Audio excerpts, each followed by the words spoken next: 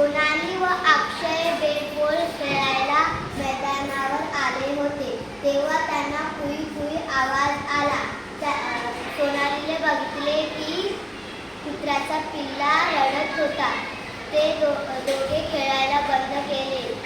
ते कुत्र्याच्या पिल्लाच्या समोर गेले. त्याने पाहिले की त्याला जखम झालेली होती. सोनाली पळत घरी गेली आणि जखमेवर लावायला औषध आणली. त्या दोघांनी जखमेवर पट्टी लावली.